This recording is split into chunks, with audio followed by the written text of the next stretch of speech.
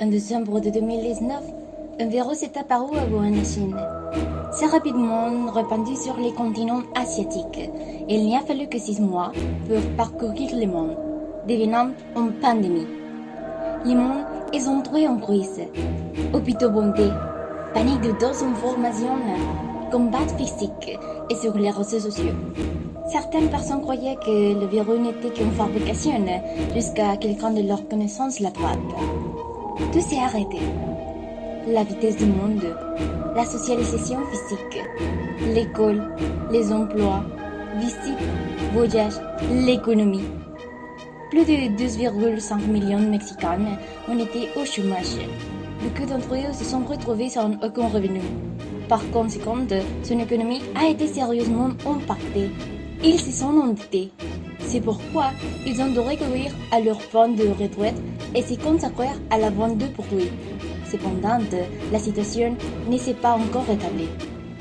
Parmi les principaux aspects de la lutte contre le virus, l'OMS a déclaré que l'hygiène était essentielle, car les mains sont fréquemment lavées. Le gel hydroalcoolique et l'utilisation de masques est trop importante aussi.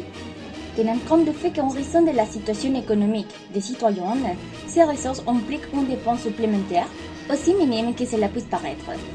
Ceux qui soignent les infectés, car ils doivent être plus assurés avec les mesures d'hygiène. À la fois, pour aider à l'amélioration de l'espace des patients et pour éviter la contagion parmi ceux qui vivent ensemble à la maison. Sinon, tous les locataires pourraient contacter le virus. Certaines familles ont décédé complètement en raison de la contagion en chaîne de ceux qui vivent au même endroit en raison du manque de mesures d'hygiène. Eh bien, quelques personnes disent que c'est le début de la fin, mais pas du tout. Je ne suis pas d'accord. Hors de question. Pourquoi ne pas faire de cette ère le début de l'amélioration? Est-ce que nous pouvons échanger des commandes contre une aide mutuelle? Mais comment est-ce que nous pouvons aider si nous sommes aussi en difficulté? Car cette situation a affecté la majorité en quelques fois. Bien sûr, cela peut sembler un défi, mais c'est plus proche que nous pouvons le voir. Solidaire, tous unis pour aider. Et en création d'associations, le but est d'aider les familles en besoin avec des maladies coronavirus et à travers des tombolas ou sur des sports de divers produits. Eh bien, je voudrais ajouter que solidaire est un néologisme qui signifie tombola, solidarité et aider. En plus de l'objectif principal, il aidera également les entreprises yucatèques, puisqu'une relation sera établie avec des micro, petites et moyennes entreprises pour obtenir un pourcentage de remise minimum pour acheter des produits. Des liens seront établis avec des entreprises qui gèrent des produits de type suivant: nourriture, beauté, soins personnels, vêtements, chaussures, ustensiles de cuisine, électronique, fournitures scolaires, livres, jouets, etc. De la même manière, des contacts sont établis avec des entreprises qui fournissent des services tels que plomberie, électricité, vente pour animaux de compagnie, conseil, consultation médicale, dentisterie, spa, etc. Premièrement, pour chaque famille aidée est prévu une boîte d'articles pour nettoyer, comme du chlore, du savon et de l'alcool à 70%, des masques utilisables, lettres de motivation, éventuellement rédigées par ceux qui ont soutenu l'association, tisane à la camomille et notices d'information sur la bonne utilisation des produits livrés. Par conséquent, on calcule que les fonds par famille seront de 120 pesos qui seront tirés des bénéfices de tirage au sort qui sont effectués. Les dons seront également acceptés. Et c'est vrai que les demandes de personnel nécessaires pour l'association sont de 9. Des bénévoles seront acceptés et recrutés pour l'aider à la cause. Superviseurs, organisateurs. Ils veilleront à ce que chaque service et personne remplissent leurs fonctions. Ils détecteront les erreurs et ils seront chargés de rechercher les solutions et de les exécuter. relationnel. Les personnes qui établissent des liens avec les entreprises peuvent obtenir les produits qui seront tirés au sort. Promoteur. Ceux qui sont chargés de l'image publique et des relations sociales de l'association. Recruteurs. Ils inviteront les gens à rejoindre l'organisation, les positionneront dans les zones en fonction de leurs capacités et offriront une information. Trésorière. Administrateurs de l'économie de l'association. Personnel des médias sociaux. Ils géreront les réseaux sociaux en résolvant les doutes dans les commentaires et les messages. De plus, ils mèneront des sondages fréquents pour déterminer les produits-services les plus viables pouvant être tirés au sort. Créateurs de contenu informatifs.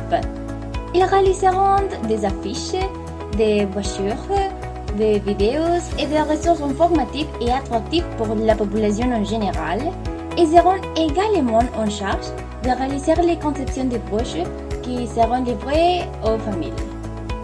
Personnel aidant. Ils effectueront les courses compliquent la mobilisation. Vendeurs. Ils seront chargés de vendre les billets de tombola et de vérifier le processus de réception de l'argent et de garantir l'achat de numéros que les clients achètent. Et toi, quel poste aimerais-tu occuper? Ensuite, un aspect important à souligner est que pour démarrer l'organisation, les ressources proposées seront utilisées et seront récupérées avec le temps, de sorte qu'aucun des bénévoles ne soit affecté financièrement par son soutien. D'abord, sur les fonds nécessaires pour accomplir ces actions, en plus de 120 pesos par famille, des frais de transport de 500 pesos sont estimés pour transporter le produit aux familles par semaine. 200 par mois pour les fournitures aux employés, jeux de fruits, collations, etc. et les dépenses supplémentaires. Et 1500 pesos par mois pour acheter les produits qui seront tirés au sort. L'argent sera récupéré du même tirage au sort. Par conséquent, les fonds nécessaires pour accomplir à la réalisation des actions sur une base mensuelle seraient au minimum de 5 500 pesos pour maintenir l'association. Les tombolas auront lieu virtuellement afin que les participants puissent voir sur l'écran le numéro qu'ils ont acheté et aussi celui qui est le gagnant. Les tirages au sort seront transmis via les réseaux sociaux. Dans les mêmes réseaux sociaux, des publications seront faites où les publications est informée des mesures de réduction ou de prévention du Covid. Plus l'association grandit, plus la zone de soutien et de livraison des tirages au sort est grandie. C'est-à-dire que lors du démarrage, les familles prises en charge seront celles proches de la périphérie de Mérida et de l'essor de la ville. Les livraisons de tombola se feront à Francisco de Montejo, Las Américas, Chuburná, Cordemex, Libélulas, Ciudad Cauquel et dans les zones proches de ces subdivisions dans une région de 15 km. Avec la prospérité, les familles des villes voisines seront également soutenues et les produits de tombola seront livrés dans une plus grande mesure. De même, des points d'aide peuvent apparaître dans diverses parties de l'État pour atteindre une plus grande portée de la population en besoin qui vit à la campagne. Par semaine, 3 produits seront choisis pour la tombola. Les produits seront tirés au sort tous le lundi, mercredi et vendredi. Le week-end, ils seront utilisés pour recevoir des dons, organiser des tirages au sort et trouver des personnes pour aider à acheter les billets et participer à l'association. Les billets seront vendus à la fois physiquement et numériquement. Ceux qui sont vendus sur le support numérique auront des codes spéciaux qui vérifient leur authenticité.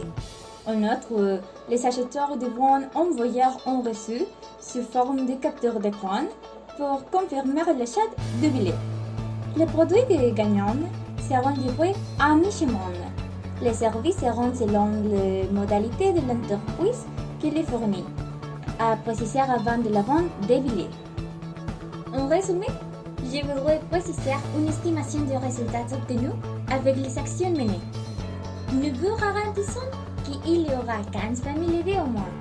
L'augmentation des bénéfices des entreprises locales est évidente. Je suis certaine que les personnes seront plus informées sur le coronavirus. Il y aura une meilleure prévention des contagions.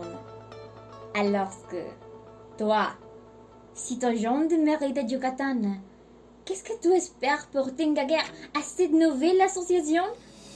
Encore une fois, ouvre ton cœur. Plusieurs fois, on sent qu'on a tout, mais de jour à lendemain, ça s'en va.